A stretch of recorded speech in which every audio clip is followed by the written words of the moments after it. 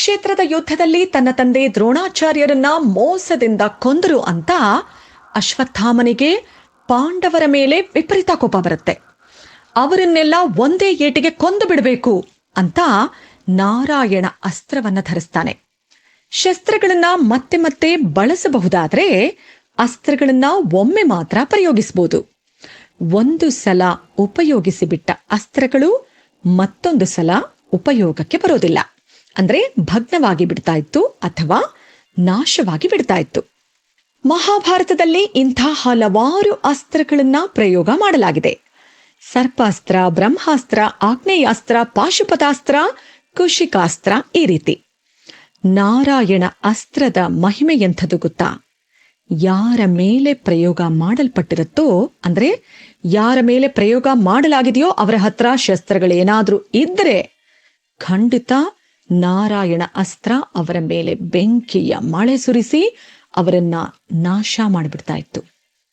ಬದಲಿ ಇಲ್ಲದ ಅಸ್ತ್ರ ಅದು. ಅಶ್ವತ್ಥಾಮ ಈ ಅಸ್ತ್ರವನ್ನ ಬಳಸ್ತಾ ಅಂತ ಗೊತ್ತಾದ ತಕ್ಷಣ ಪಾಂಡವರ ಮನಸ್ಸಿನಲ್ಲಿ ಭಯದ ಕಾರ್ಮೋಡ ಆವರಿಸ್ತು. ಯುಧಿಷ್ಠಿರ ತಾನು ಅಗ್ನಿ ಪ್ರವೇಶ ಮಾಡ್ತೀನಿ ಅಂದ. ಈ ಮಾತನ್ನ ಕೇಳಿದ ಉಳಿದ ಪಾಂಡವರು ತಪ್ಪಿಪ್ಪಾಗ್ಬಿಡ್ತಾರೆ. ಜೀವ ಉಳಿಸ್ಕೊಳಕ್ಕಂತೂ ಸಾಧ್ಯನೇ ಇಲ್ಲ. ಹಾಗಾಗಿ ಪ್ರಾಣಾರ್ಪಣೆ ಮಾಡೋದು ಒಂದೇ ದಾರಿ ಅನ್ನೋದು ಯುಧಿಷ್ಠಿರನ ಆಲೋಚನೆ ಆಗಿತ್ತು.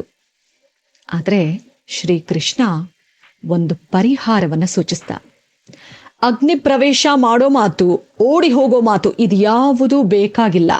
ನೀವೆಲ್ಲರೂ ನಿಮ್ಮ ನಿಮ್ಮ ಆಯುಧಗಳನ್ನ ಎಸೆದು ನಾರಾಯಣ ಅಸ್ತ್ರವನ್ನ ಎದುರಿಸುವ ಯಾವ ಪ್ರಯತ್ನನೂ ಮಾಡದೆ ಸುಮ್ಮನೆ ನಿಂತುಬಿಡಿ. ಯುದ್ಧದ ಕುರಿತಾದ ಸಣ್ಣ ಆಲೋಚನೆ ಕೂಡ ನಿಮ್ಮ ಮನಸ್ಸಿನಲ್ಲಿ ಬರ್ಕೂಡ್ದು. ಅಸ್ತ್ರಕ್ಕೆ ಶರಣಾಗಿ, ಸಂಪೂರ್ಣ ಶರಣಾಗಿ ಜೀವ ಉಳಿಸ್ಕೊಳ್ಳಿ ಅಂದ. ಎಲ್ಲರೂ ಕೃಷ್ಣ ಹೇಳಿದ ಹಾಗೇನೆ ಮಾಡಿದ್ರು. ಮನಸ್ಸನ್ನ ಅಚಲವಾಗಿ ಇಟ್ಟುಕೊಂಡು ಭಗವಂತನ ನಾಮಸ್ಮರಣೆಯನ್ನ ಮಾಡ್ತಾ ನಾರಾಯಣ ಅಸ್ತ್ರಕ್ಕೆ ಸಂಪೂರ್ಣ ಶರಣಾದ್ರು. ಅಶ್ವತ್ಥಾಮ ಪ್ರಯೋಗಿಸಿದ ಅಸ್ತ್ರ ಶಸ್ತ್ರಗಳು ಇಲ್ಲದೆ ಇರೋ ಪಾಂಡವರನ್ನ ಏನೂ ಮಾಡಕ್ಕಾಗ್ಲಿಲ್ಲ.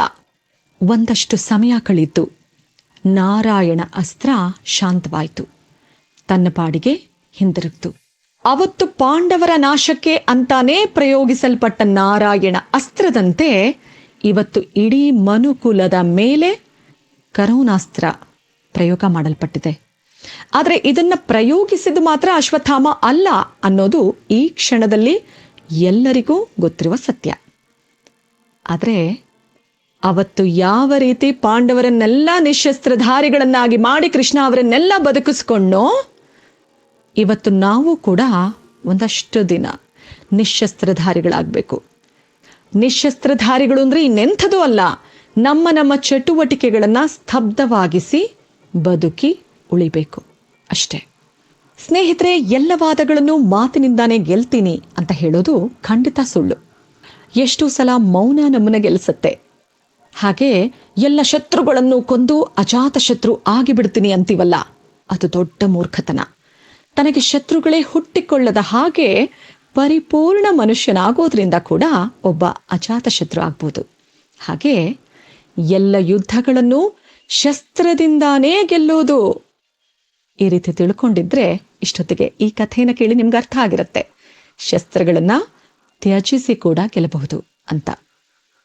ಪಾಂಡವರು ಶಸ್ತ್ರ ತ್ಯಾಗ ಮಾಡಿ ಶರಣಾಗತರಾದ ಹಾಗೆ ನಾವು ನಮ್ಮೆಲ್ಲರ ಚಟುವಟಿಕೆಗಳನ್ನ ಒಂದಷ್ಟು ಸಮಯಗಳ ಕಾಲ ನಿಲ್ಲಿಸಿ ಶರಣಾಗತರಾಗಬೇಕು.